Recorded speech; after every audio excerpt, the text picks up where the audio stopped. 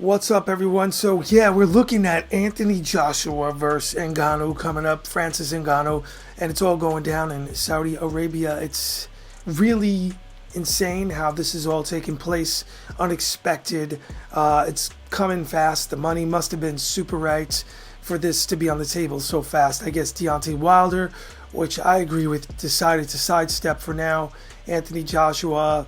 And I hope Wilder gets his stuff together if he's going to return to boxing. I think he should take some type of tune-up because he didn't look really good in his Parker fight, actually.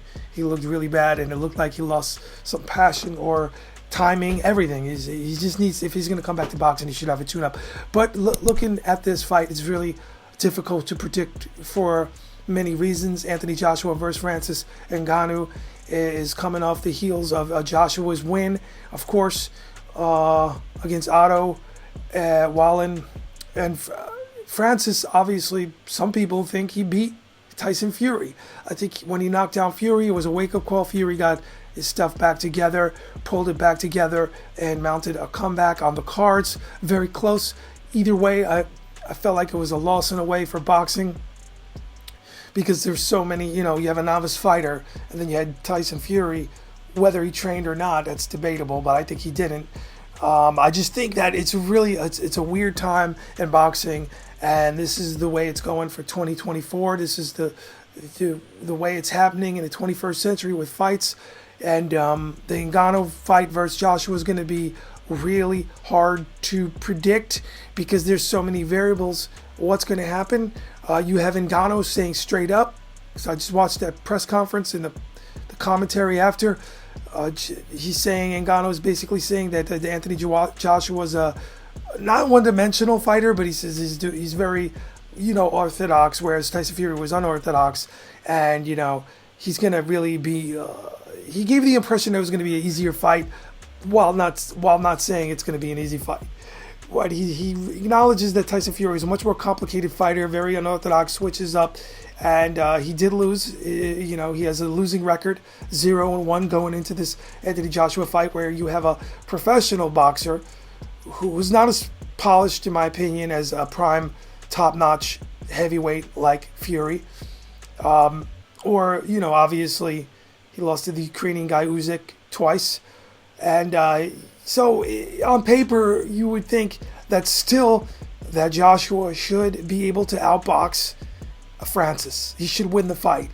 He should fight a safety-first fight, use the jab, stick to the basics, which Ngannou's expecting, and win the fight. But the whole excitement factor, the whole reason why anyone could tune into this fight is because you cannot sleep on Francis Ngannou. I learned my lesson with the Fury fight. I had no idea anything about him.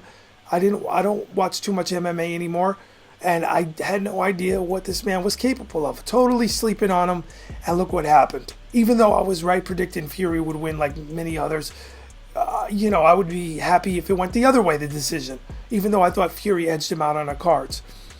So, let's just say, for argument's sake, Fury fought a fight where he just assumed he was going to win, didn't train hard, he thought it was going to be a full-on exhibition fight. And still, he was knocked down, but pulled it together because he went off his skill and all. That's all he does is box. He's a professional fighter at the top. So he pulled it all together and had to shape Fury, let's just say. And he did win the fight. This fight with Joshua is a totally different fight, like I said, for so many reasons. Is Ngannou going to go in there and just knock him out? Is he going to just catch him? Ngannou said he heard he doesn't have a chin, because he was knocked out by Andy Ruiz. I think it was caught behind the head, and it was more of an equilibrium shot that he never recovered from. So to be fair, I'm going to just say that this fight is just going to be different. If Ngannou does catch Joshua and he does knock him down, maybe Joshua can recover. Still, there's so many factors going on. I'll weigh in before the fight what I think. I'm going to watch some video again of Fury versus Ngannou, and then I'm going to watch some Joshua videos and just think of a prediction that I want to stick with. But this fight is just crazy on so many, the spectrum of possibilities. It's very foreign, it's alien, it's crazy because you have a novice MMA fighter who gave the world champion, arguably the best heavyweight fighter in our generation, the closest of close fights where he even knocked down Fury. So this man has thunder in his punches. He's built like the Hulk, and Joshua is a big guy too. But the mass looks like it's with Ngannou, but the experience is with Anthony Joshua.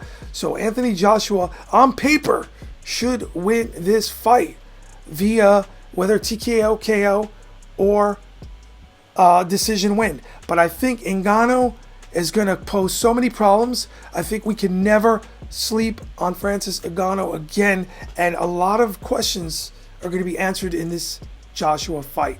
If the Joshua fight, I just want to talk for like 3 minutes more.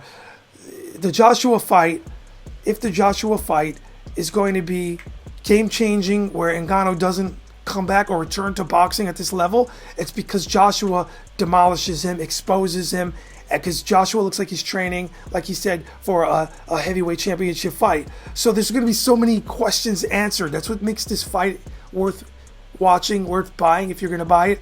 It makes it worth visiting.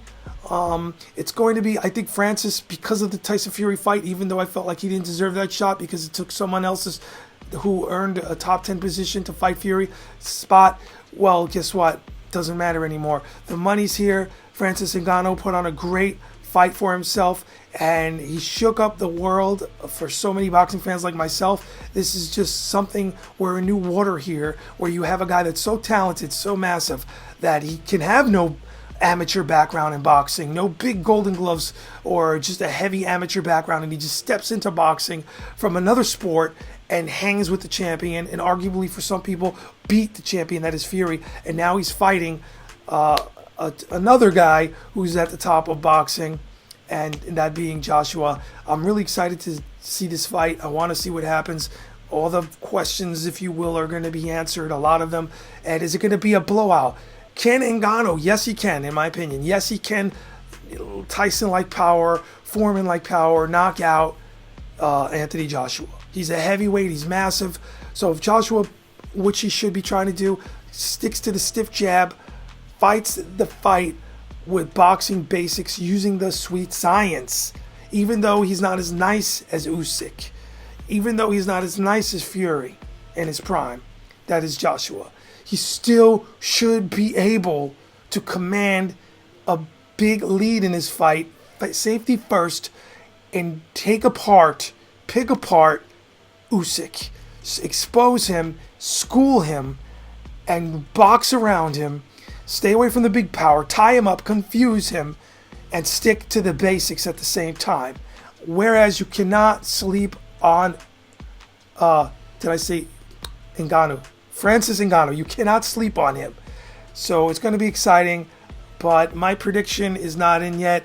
Is it going to be a blowout? Anyone's guess. It's going to be one of those things. But obviously, if you're watching through this whole video, you can see where my prediction is going to go on the prediction fight video. I think Joshua should be able to do this on paper if he comes correct and avoids the bombs and avoids them. Anyway, I'm going to wrap this up, everybody. So hope you enjoy the fight, and we're going to talk about it some more before it goes down. I am out.